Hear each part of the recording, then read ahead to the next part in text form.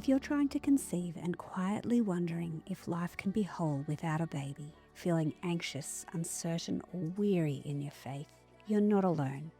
Welcome to the Infertility and Trying to Conceive podcast for Christian women. I'm Lyndell Renee, an Aussie wife, mum, and follower of Jesus. Here I share biblical truth, simple conception tips, offer emotional support, and have honest conversations about what struggling to conceive really looks like as a Christian woman. My prayer is that this podcast lightens your load, keeps you anchored in Christ, and helps you move forward with confidence, peace, and hope. Christ goes before you, and I'm right here helping you look to Him every step of the way. Let's begin. Hi, I'm so glad that you're able to join me today because we're tackling a question that gets asked a lot, and that is, do you have to go to every baby shower when you're trying to conceive? Baby showers can create a lot of anxiety and overwhelm, and I think it can be especially hard for Christians, when it feels like that you're constantly surrounded by pregnant women at church, and you might even be invited to more baby showers than you have the capacity to cope with. So today we're going to talk about, should you go to the baby shower?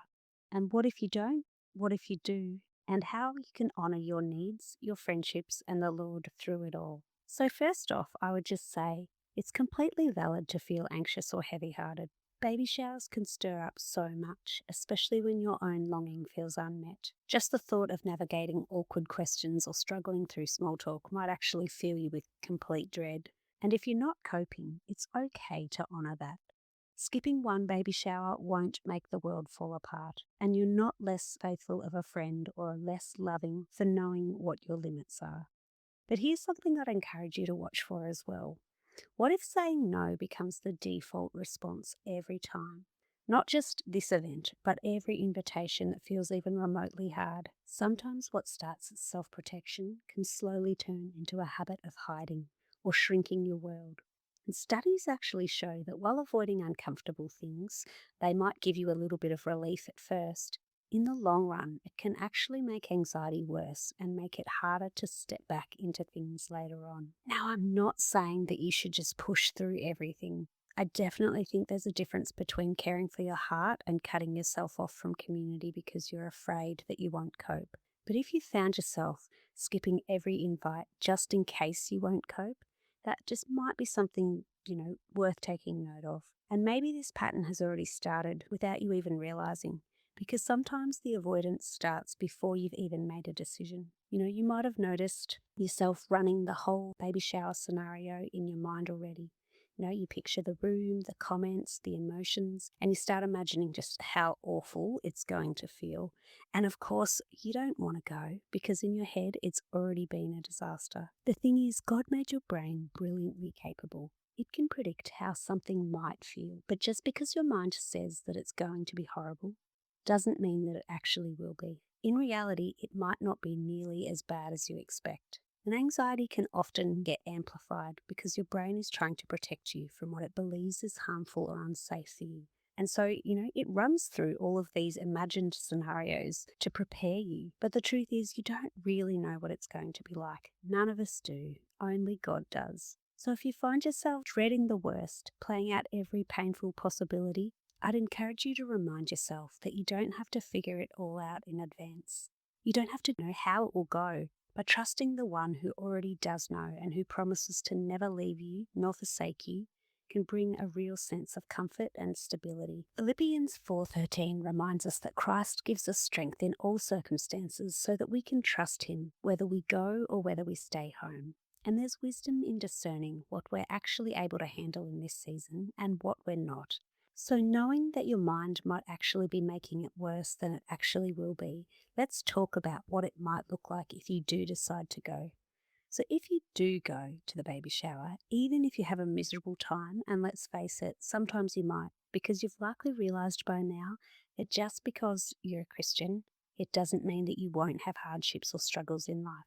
In fact, Jesus tells us to expect troubles in John 16:33. But if you do decide to go, there are small ways that can make it more manageable. You might want to just arrive late and leave early. You don't have to stay for the gift opening, and you're allowed to step outside or take a breather if it gets overwhelming. And I'll cover more of these practical tips for surviving baby showers in a future episode.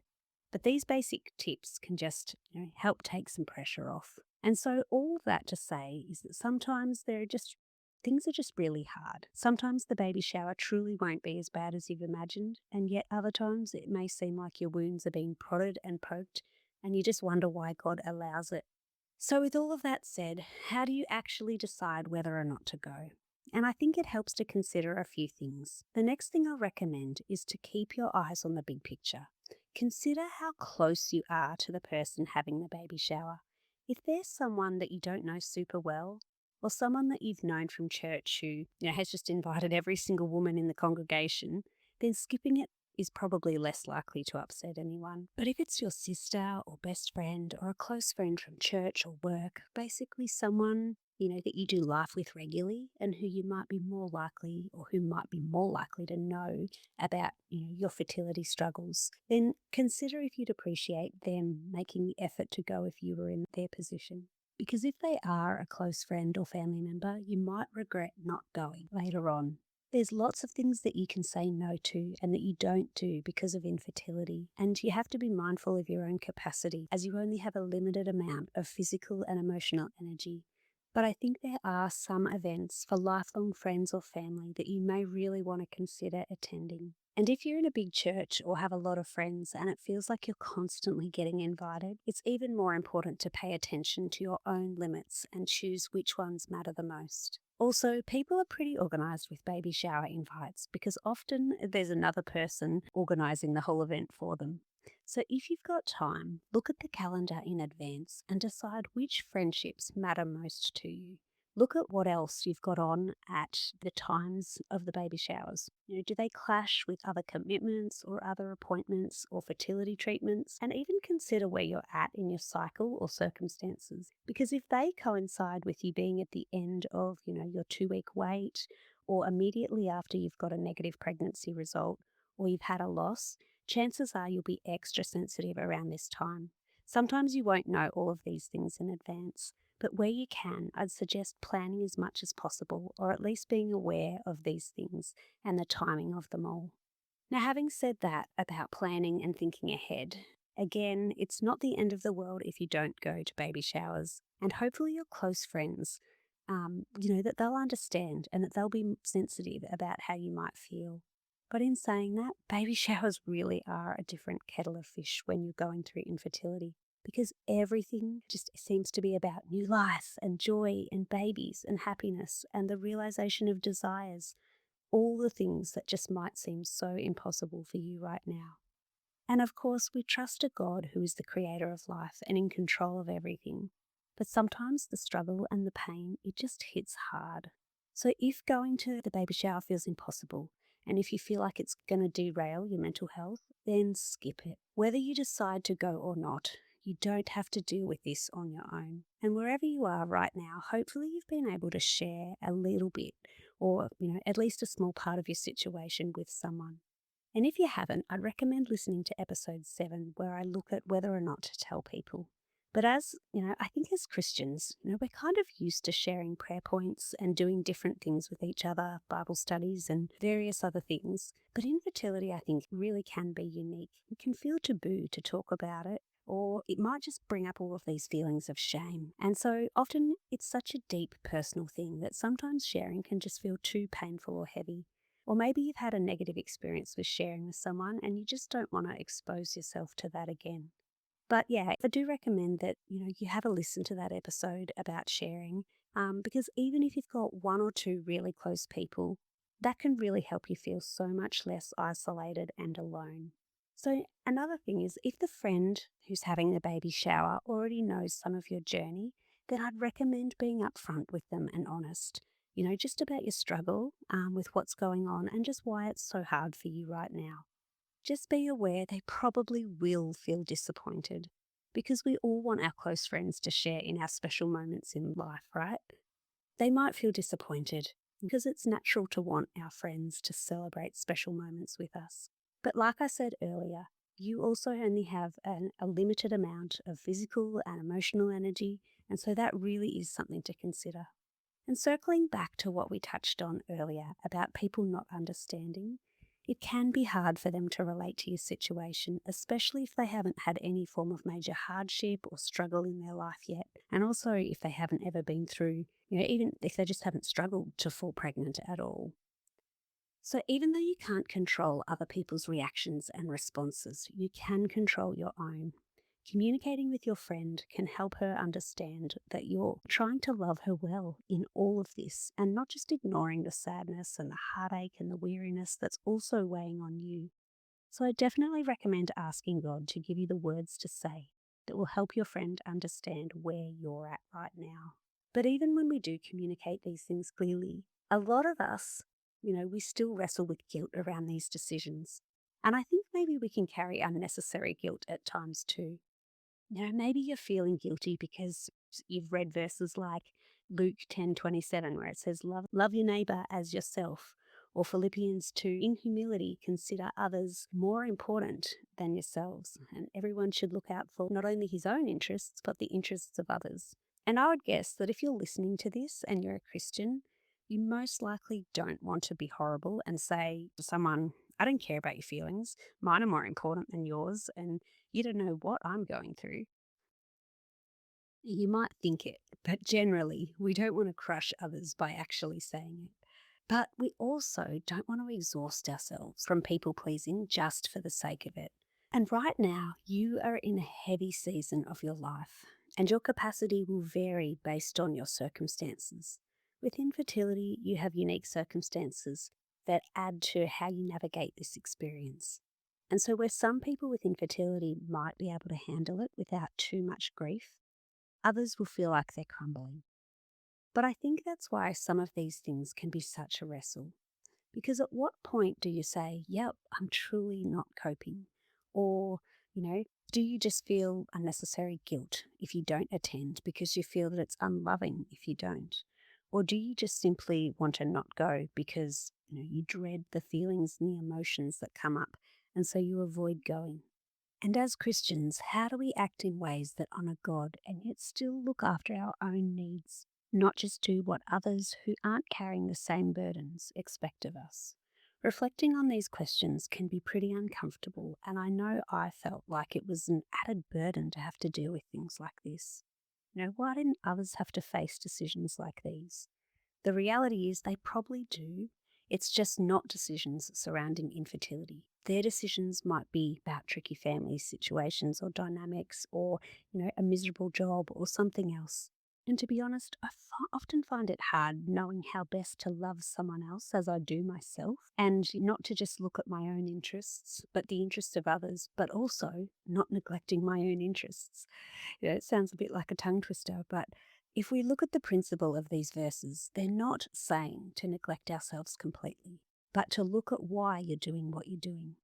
If you do a heart check and ask yourself, if not going to a baby shower is acting out of selfish ambition, are you trying to get ahead of others or push their needs out of the way simply to get your own way?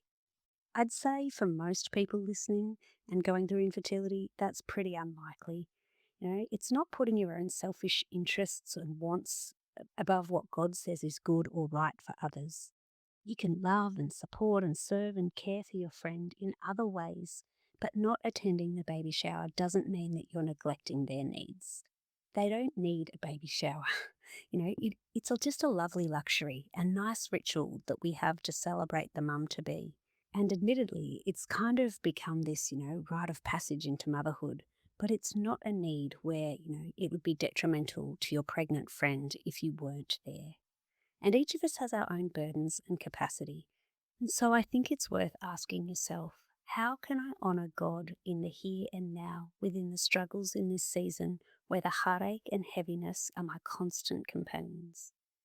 So deep thinking and applying God's truth helps us to become wiser and more mature in our walk with Christ and make better decisions.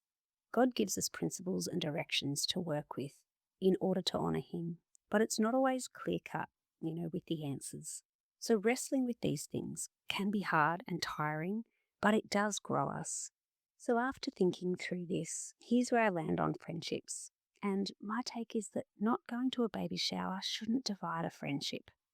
But if I had to make a choice, I'd consider my physical and emotional capacity. If going to the baby shower is going to really affect my mental health, then I just wouldn't go. And if my friend was so angry that she wouldn't talk to me, then I just have to leave that in God's hands. A true friend will hopefully remember what is truly important, and that is loving well and being unified in Christ in your friendship, and that a baby shower really won't matter in heaven, and it probably won't even really matter in 5 years' time. So is it worth losing a friendship over?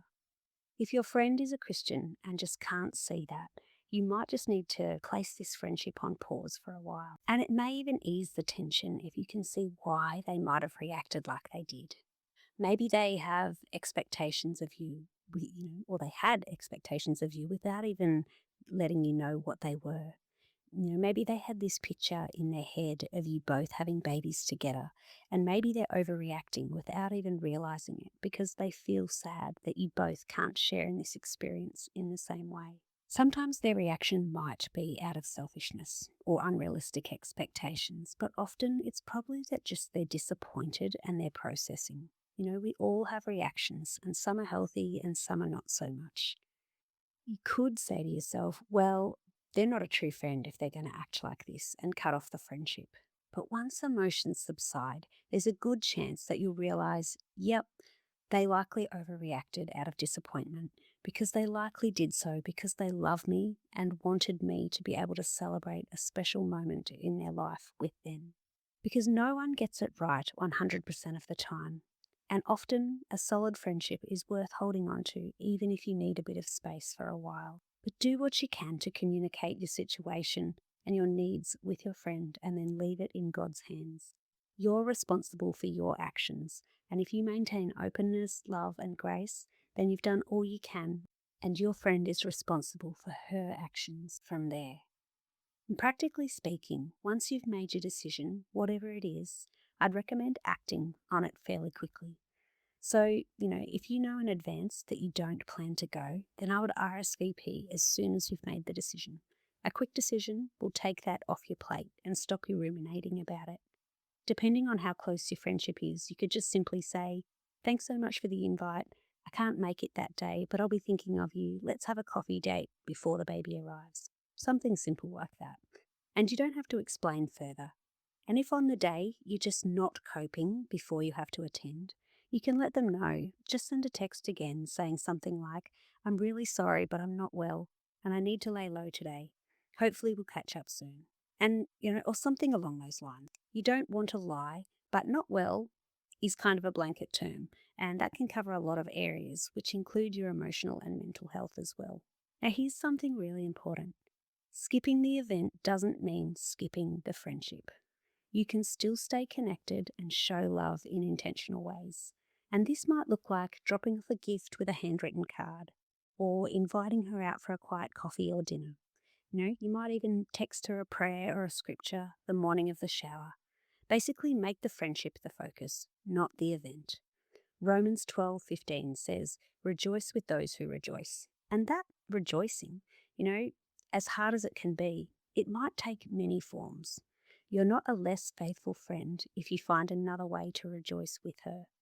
And if it's shopping for baby items, if that becomes too painful, consider getting the mum to be a present instead. You could buy her a journal or a beautiful scented candle or special pajamas or a spa voucher. The majority of the gifts will be for the baby, so it can be a nice touch for your friend to have something special for herself, and it saves you the heartache of going into the baby section. And if you don't want to do that, consider asking a friend who knows your situation if they could buy something, or your mum or someone, and ask them to wrap it as well. So all you have to do is write on the card and take the gift on the day. So wherever you're at with all of this, whether you've decided to go, to skip it, or whether you're still figuring it out, I just want you to know that there's no perfect answer here. You're doing the best you can in a really hard season, and that's enough. God sees you in this struggle. He knows the weight that you're carrying, and He's here with you, whether you're sitting in the baby shower trying to keep it together or staying at home. But where you can, give yourself grace. Make the decision that honours you with where you're actually at, not where you think you should be. And remember, this one decision doesn't define your faith, your friendships, or your will. Before you go, thank you so much for listening. I pray today's episode has brought you fresh hope for whatever comes next. If someone comes to mind today who could truly use support in this space, please share this episode or the podcast with them. It might be exactly what they need. And if you could take 30 seconds to give me a star rating or leave 1 or 2 sentences about what this podcast has meant to you on Apple Podcasts or Spotify, I'd be ever so grateful. Your feedback not only helps others find the podcast, but it truly makes my day. And words of affirmation are my love language. And if you're not sure how to do that, I'll pop the links in the show notes below. Lastly, although I do have a nursing degree, everything shared in this podcast is for inspiration and education only. Please don't use it as a replacement for advice from your personal, medical, or mental health professional. There's absolutely no shame in getting additional support when you need it, but always consult your expert team before making any changes to your fertility journey. That's all from me today. Take care, and I'll catch you next time. Bye.